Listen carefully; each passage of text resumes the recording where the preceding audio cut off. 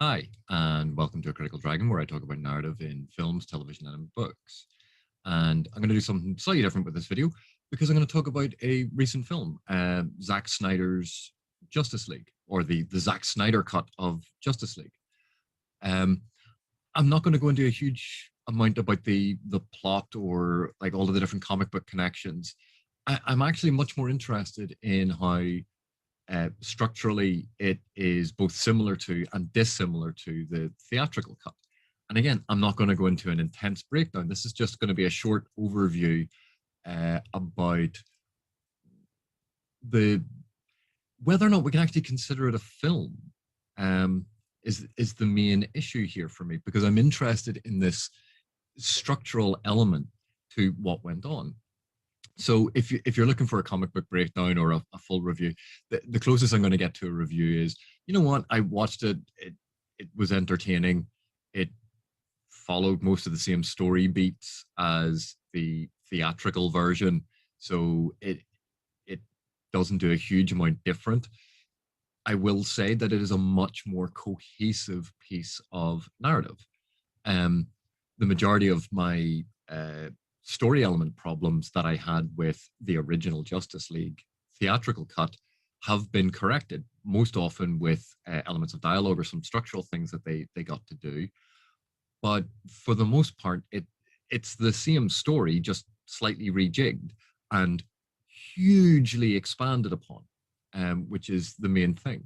So if you have a very comfortable seat and can sit through 4 hours of a single story, by all means watch it. If you enjoy superhero movies and Zack Snyder's particular style of cinematography, you're going to enjoy this. It's just more of that. If you're interested in the very dark tone of, say, Man of Steel, Batman versus Superman, this is slightly different. It's actually quite enjoyable. Didn't have the same issues with it.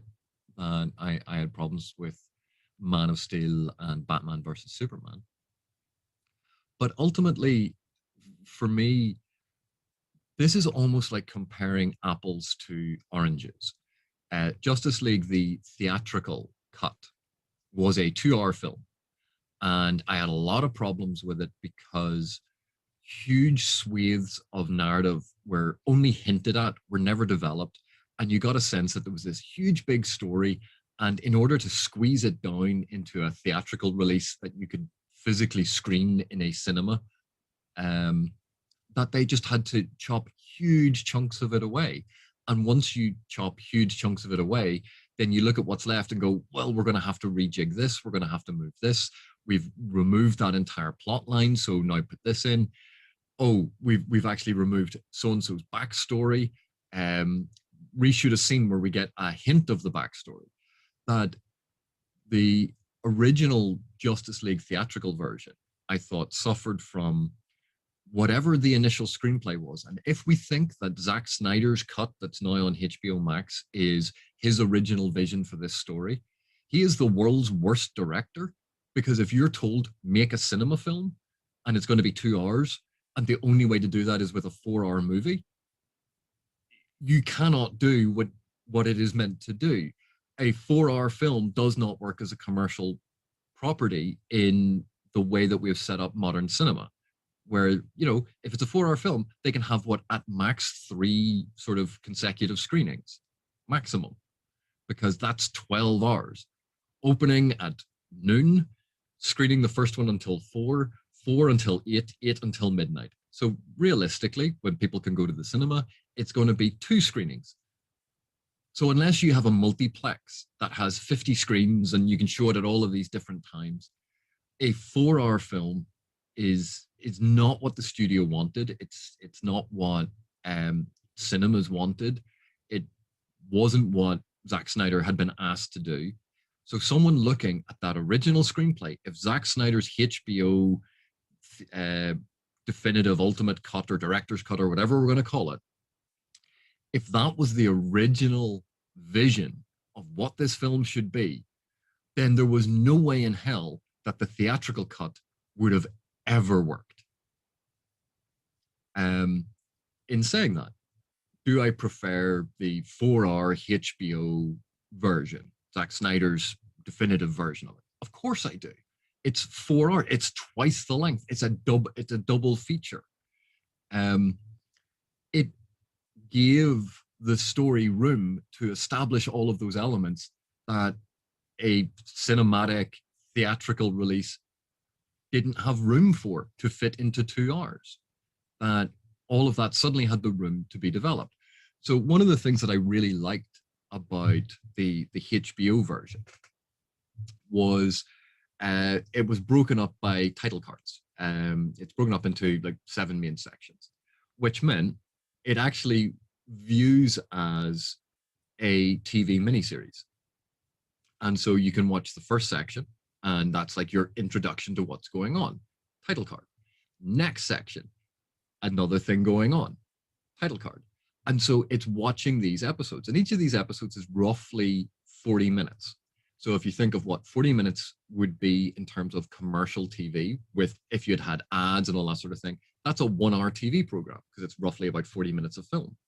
So you go, here we have a miniseries. This is a TV miniseries that has been put together. And what did that allow Snyder to do? Well, for a start, Aquaman gets a backstory, and there's the whole thing about what's happening in Atlantis, and that whole element of the Justice League film, where in the theatrical cut, it's not explained really what's going on in Atlantis. That Steppenwolf just kind of appears, gets the mother box, and leaves. That's all they had time for. Whereas here we get motivations for Aquaman, we get his character introduced, we get a more cohesive and coherent and well developed storyline because he gets essentially a full TV episode to talk about all of these things, to explore all of these things, to develop his character. So that makes a lot more sense. They couldn't do that in the theatrical cut because they had, what, 10 minutes? 10 minutes of the film time to go, right, introduce this character, give him a backstory, do a bit of character development, tie it into the main plot, and then move on. But here we go, yeah, we're basically having an entire TV episode that is all about this one element. Exactly the same with The Flash. That The Flash gets a story, he gets a backstory, he gets character development and a character arc. There's even a sequence with a love interest, which, goes absolutely nowhere for this film. So if you're looking at that footage for the theatrical cut, you go, let's just cut this entire sequence and scene because it doesn't serve the main narrative. This TV show version of 4 hours long has the time to actually do that and develop it as if this was an ongoing project. So we get a whole load of backstory to the Flash's character. And exactly the same with Cyborg.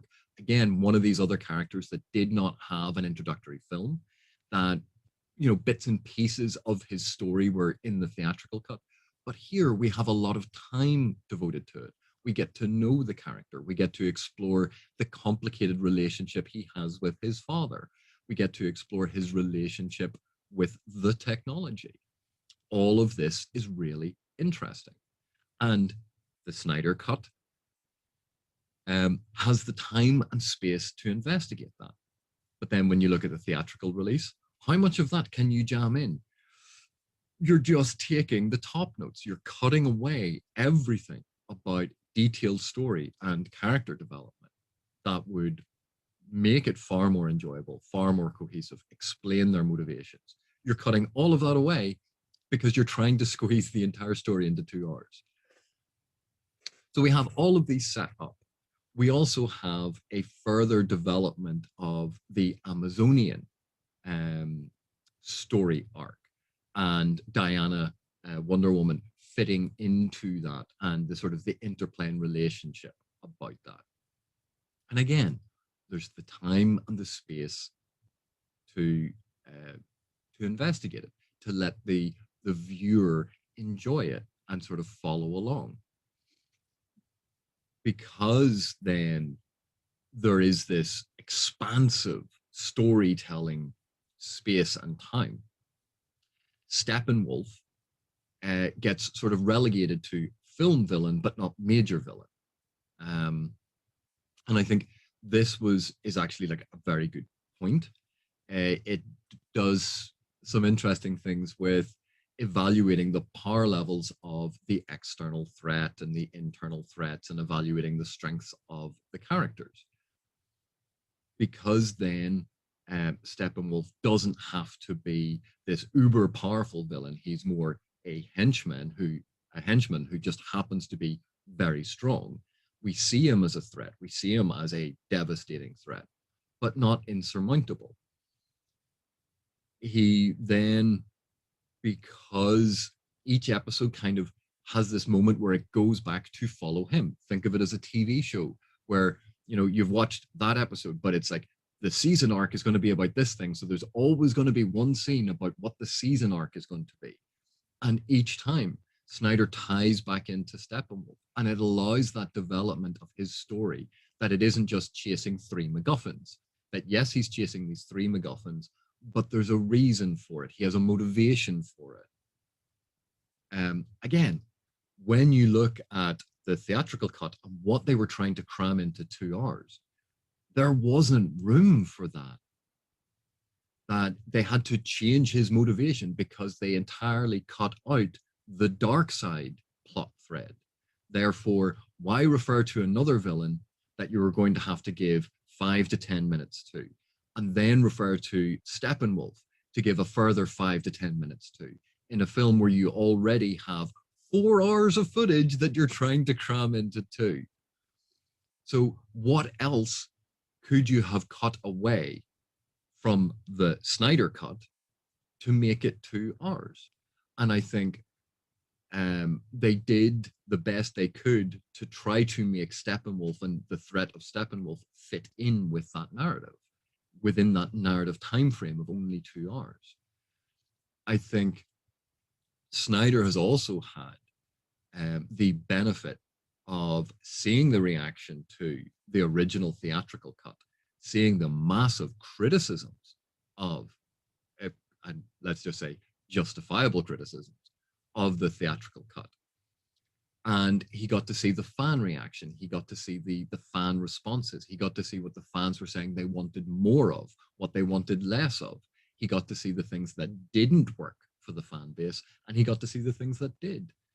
So one of the major elements that DC at the time of the theatrical release were very, very concerned with was Snyder's absolute demolishing of Metropolis in Man of Steel, and the untold numbers, countless numbers of civilian casualties that would have resulted in that.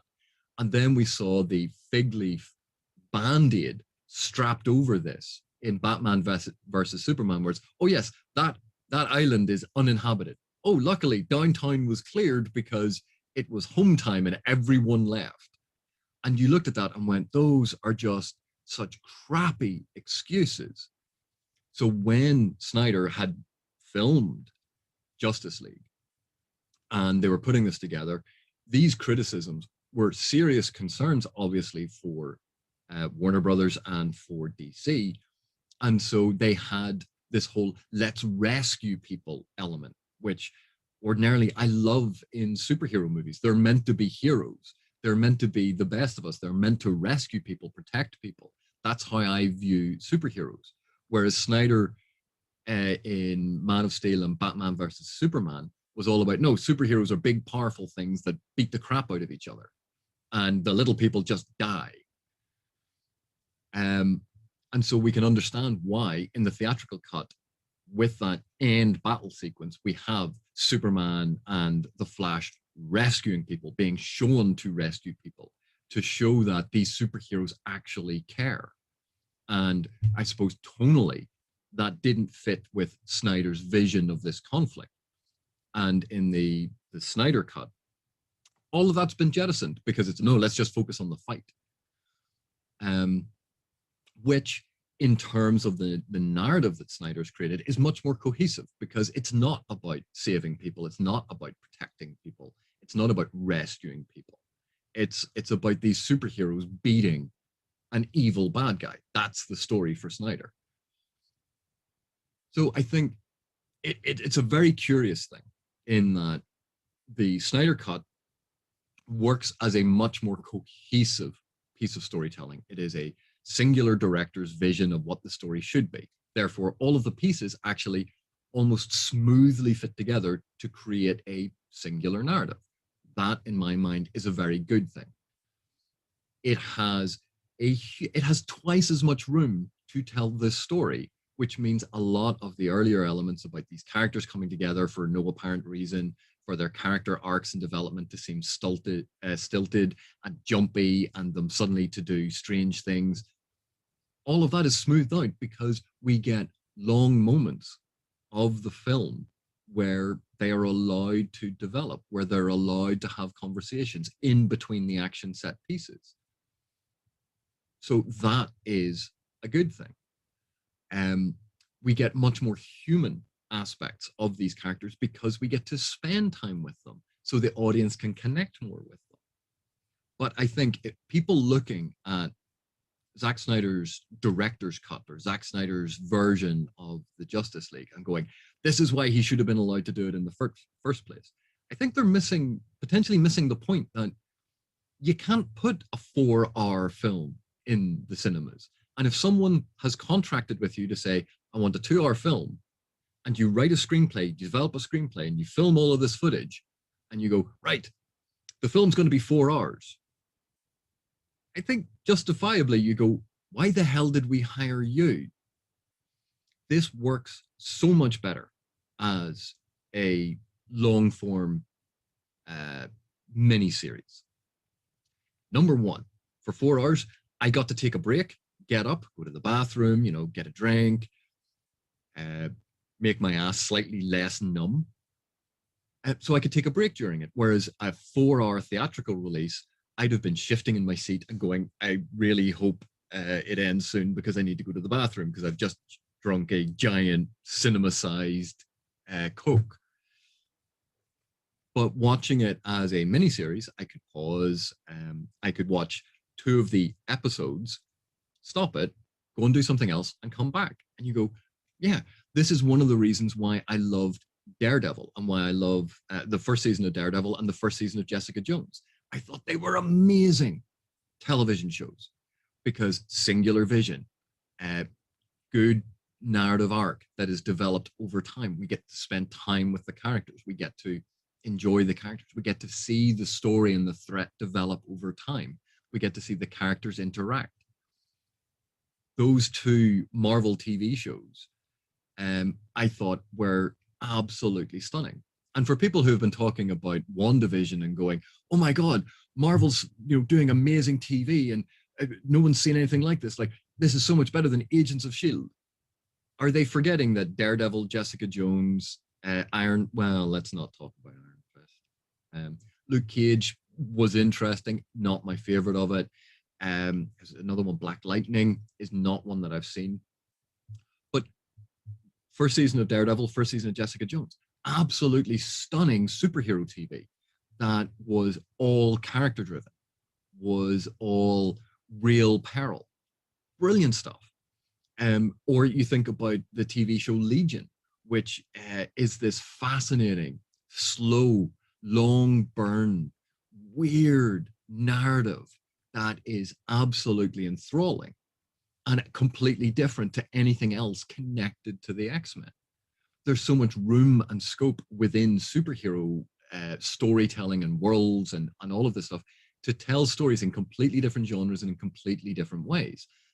Zack Snyder's Justice League cut, I think, is a perfect example of it doesn't all have to be about big explosion, big fight, even though that's what Snyder excels at. His vision, his style of cinematography, that uber glossy, hyper saturated, and then going to grainy and the slow mo and then the speeding it up and the focus on the violence. And I suppose one could go as far as saying the fetishization of violence because the camera is so loving of it. All of those action set pieces are there. If that's what you love about superhero movies, this is perfect for you. If you like slightly more cohesive narratives, this is again an improvement over that theatrical release. but ultimately it doesn't fix so many of the problems that I actually have with a lot of the big Hollywood superhero cinema releases.